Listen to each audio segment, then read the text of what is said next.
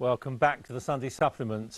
Just before I come to you, Paddy, on Spurs, looking at the top of the Premier League, it's interesting. City are 5 points clear of United, but Spurs are only 2 points behind United in third place with a game in hand. Yeah. And some of the football they're playing is getting, quite rightly, praised because it really is exciting. You're not kidding. I mean, if this is Harry Redknapp's interview for the England job, get him in straight away.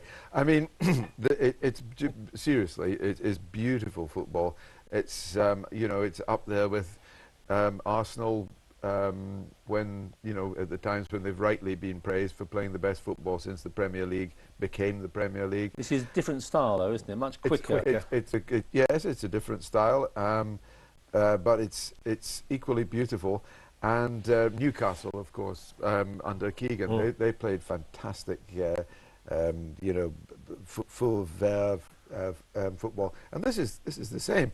I mean, long may it continue. I mean, it's quite strange, though. We must bear in mind, though, that, and keep it in context, bear in mind that they have lost 5-1 at home to Manchester City. Admittedly, if you compare with Old Trafford, that wasn't a bad result on reflection. But since that home defeat, because they lost at Old Trafford, lost at home to City, and they lost and since then they've just carried on winning. Well, in domestic competition, yeah. But does he really worry about the Europa League? He went out this week. I wouldn't have thought so, but not greatly. But yeah, I would love to see them. Just, they play this for the rest of the season. Do you make them title contenders or not? Yes, at the moment I'd certainly do. I mean, they could hit the wall, but I don't see it. I just don't. I think they will be title contenders, and I mean, at the moment, if you know, Chelsea, for example, we talked about before. We've been talking before about Liverpool's ambitions. They've got to get back into the top four. Liverpool have to get back in. I mean, Henry and what's his name? Werner said, you know, they've made no bones about it. They have to get into the top four this year. But it's because of Tottenham, it's going to be very, very difficult. Because of Tottenham and the rise of Man City, the top four's not got so many vacancies. No, the best thing that's happened, you mentioned the Europa League, Brian. I think that's the best thing that's happened to them going out of it, because they're out of that Sunday, Thursday. Yeah. Yes. It's like a hamster wheel, isn't it? Going round and round and round. And it knocks the stuffing out of you, and it's just a huge endurance test, and it wrecks seasons, I'm afraid, and for what? You know, it's the European equivalent of the Carling Cup, probably not as big as that, and they're out of that. I agree, they're playing some fantastic football.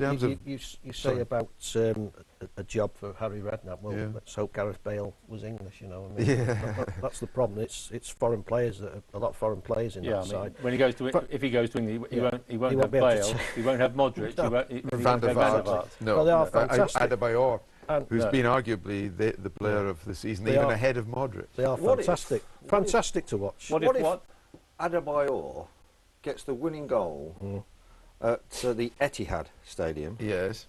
To take the title. Well, he can't play, can he? Can't he play? No. Well, what if he gets it the week after then? Scores the goal that wins Tottenham the league, and he's actually owned and paid full bowl on their rivals. I find that astonishing. That he is playing. I agree with you. In that situation. I don't think there should be loan. Wrong. I don't think there should be loan deals. It's not the first, is it? It's a good point. If you are on loan, you should not be on loan to another club in the same competition. Exactly. Which would mean also that you couldn't go on loan. You would, well, you would have to go to a championship club or a club that was not in. If you were a Champions League club, you couldn't loan him, say, to Real Madrid in case the same argument. I find it incredible. The Premier League is the richest league in the world, and as Bees points out, we have loan players who can make a difference. Yes. Loan players should go to the Championship and to the lower clubs. You know, the younger players. To give them experience. Yeah. I think the other thing, sorry, Paddy, the other thing about Adebayor, I think he said this week that we believe he's on £160,000 a week, and he won't take a pay cut. No. You know, if Spurs want to sign him permanently, so he won't sign for Spurs. He can't sign for Spurs. No. So what does he want? He'll go back to playing reserve football or training with the youth team at Manchester City. Well, somebody else will take him on because he on loan. With Manchester City subsidising most of his wages, he's a bargain.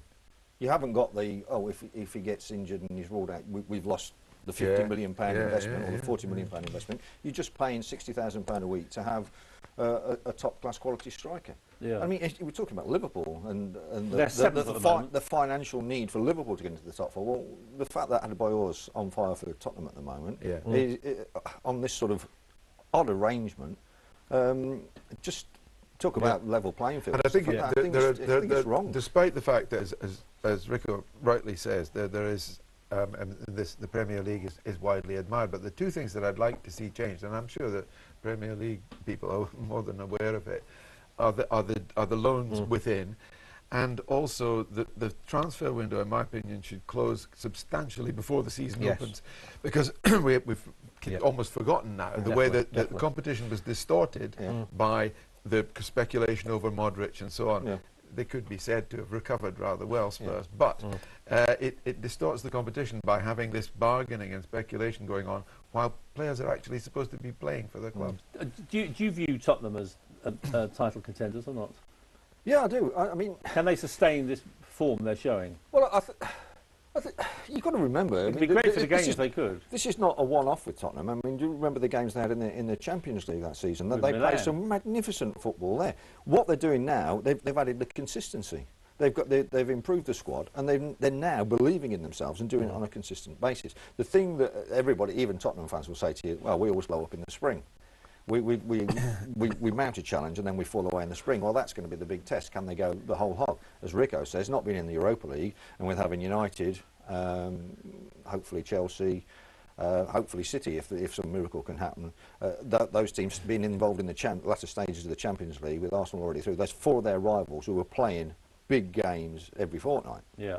Whereas Tottenham, sitting at home, feet up, watching it on the television, early night, ready for the weekend. I have to say, it's very exciting. Rob just touched upon that Arsenal already through to the knockout stage of the Champions League. Who's going to join them?